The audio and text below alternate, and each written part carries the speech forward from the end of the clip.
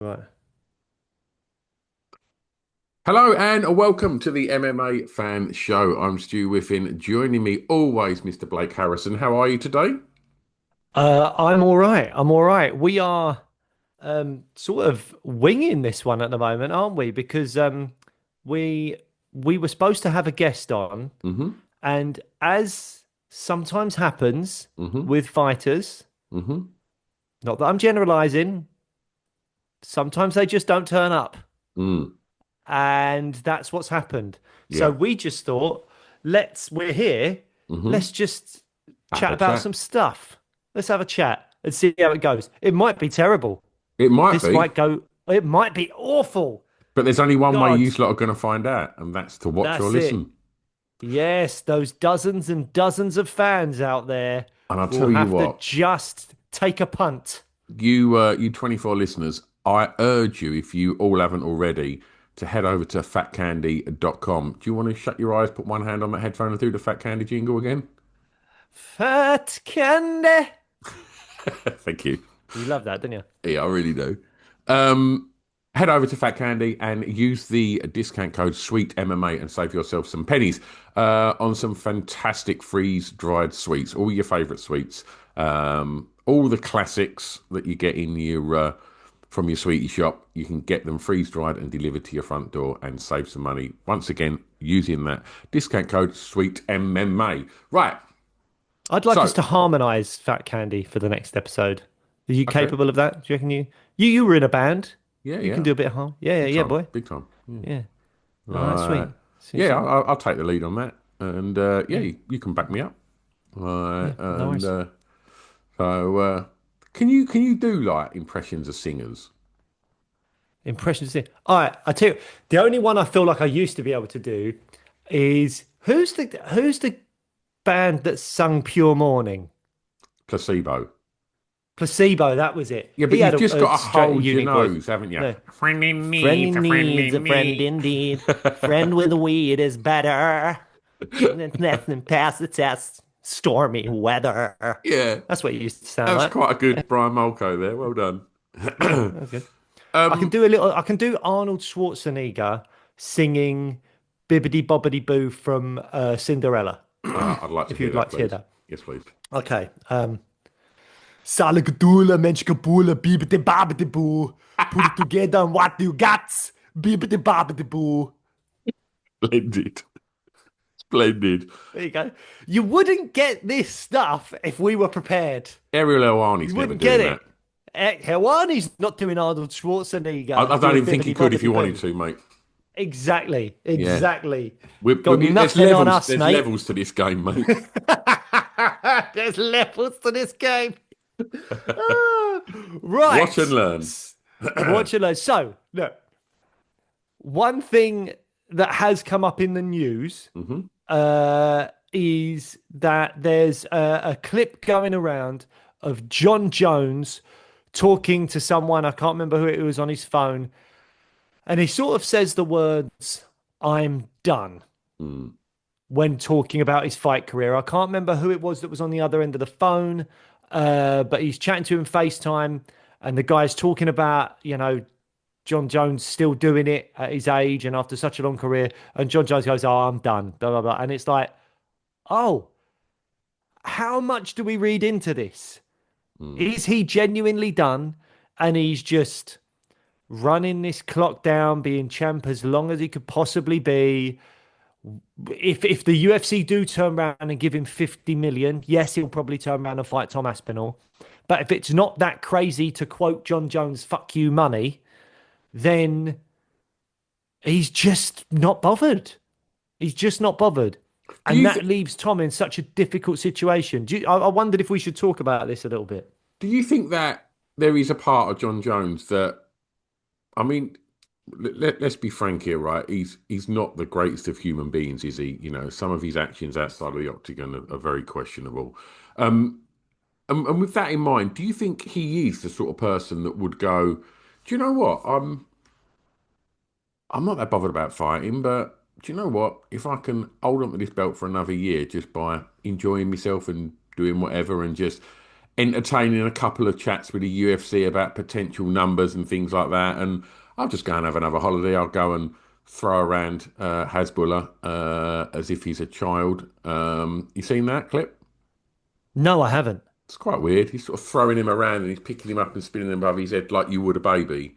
And it's just got that thing of like, he's a grown man. Is Like, and Hasbullah all right with it, or does he look like he's pretty pissed off about he it? just looks a bit confused. It's Fair enough. I would be. If someone came and picked me up and spun me around, I'd be like, "Yeah, I'm quite confused about this. What's going on?" yeah. Do you think that there's a possibility that he's doing that? Just thinking, I'm just going to ride this. I think maybe I genuinely believe he's not interested in the matchup with Tom unless it's crazy money because it's too big of a risk to his legacy, which is weird in a way because his legacy's pretty set in stone. I mean, his legacy, as far as I'm concerned, is the greatest fighter to ever do it. Asterisk, he was on PEDs for a while.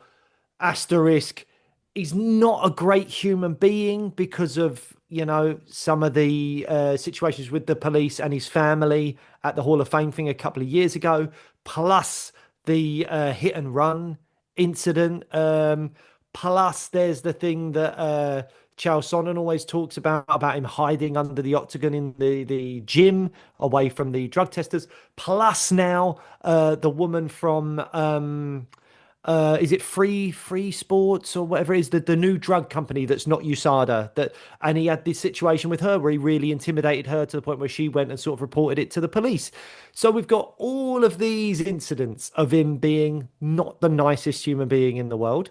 And that to me is his legacy. Yes, phenomenal fighter, arguably the greatest to ever do it. However, there's all this stuff as well. And if he loses to Tom, I don't think it impacts any of that other stuff. I think he's still got one of the most amazing resumes in the UFC, and he's still got all the negative stuff. So I don't see that losing to Tom does much. But to him, to be quote unquote undefeated, he's not undefeated. He got disqualification against Matt Hamill. Obviously, you can manipulate that if you want to into yeah, but he didn't really get defeated, and you're arguably right. But I mean, Peter Yan was an idiot when he kneed Aljo in the head. He lost his belt. Jon Jones got disqualified. He's got a loss on his record. You can't take that away. I mean, He's got a loss because he he did lost to not follow Reyes the as well, rules in of my combat. opinion. So that again, I think he lost to Reyes. well, there's that as well. Yeah, Uh, and to Santos. That was a really good fight. yeah. But yeah, I wonder, do you think Pereira losing had any impact on John's plans? Do you think, like, if Pereira would have kept the strap against Ankalaev, do you think there could have been a big fight there that Jon Jones probably thought, I will wrestle the shit out of this guy and get a much easier fight than fighting Tom Aspinall and probably earn just as much money, if not more, because Pereira, he's probably a bigger star than Tom. And obviously, after Pereira loses the belt to Ankalaev, it kind of takes a bit of the shine off of a super fight there because he's coming off a loss. So do you think then that put the attention back on, oh shit, the pressure's now just going to be all eyes on Tom Aspinall and I don't really want this fight? And I think you're 100%. I understand why he wouldn't want that fight. And I don't think anyone is thinking like, oh well, Jon Jones really wants to fight Tom Aspinall. It's just a case of like, when. And I don't think he does. And I don't think anyone is particularly surprised at this because Tommy's on a tear and Johnny's getting older. And we didn't see loads from him at heavyweight against Cyril Garn. So, yeah, I'm getting sort of sidetracked a little bit here. So let's go back to what I said. Do you think that potential matchup with Pereira kind of scrapped his plans? Yeah, I think look. We don't know the exact wages that Jon Jones commands at the moment, but let's say that for his fight against Stipe Miocic, he got $10 million, just for rounded numbers. Let's say that.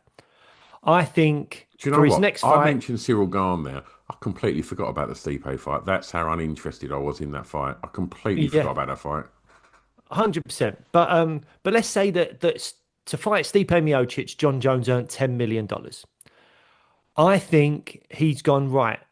If you want me to fight again, that's got to go up. Let's say I want $15 million. But if you want me to fight Tom Aspinall, it's $30 million. So if you want me to fight Alex Pereira or Brock Lesnar or get Daniel Cormier back or any of those kind of fights where Jon Jones would go, oh, this is a legacy fight. It's a big name. It's very, very winnable for me at the age I am. Because let's be honest, Jon Jones is not the Jon Jones he was back in 2012 or something like that. You know, he's not the Jon Jones he was back in 2017. Like Jon Jones now is 30, what, 38, 37, something like that. He's aging. And if he's going to fight a Brock Lesnar, a Daniel Cormier, or an Alex Pereira, who's a similar age, and they're all massive names, stars, people would be up for that fight, whatever it is, he'll go, I'll do that for 15 million, no problem. And the UFC will go, great, brilliant. But the UFC really wanted to fight Tom because Tom's an interim champion that has an interim title defense, and he is the one that the fans want to see fight for the belt. And he rightfully has a case to go, if he's not fighting me, strip Jon Jones and give me the belt. But to fight Tom Aspinall, Jones is going, no, no, no, no, no, that's 30 million.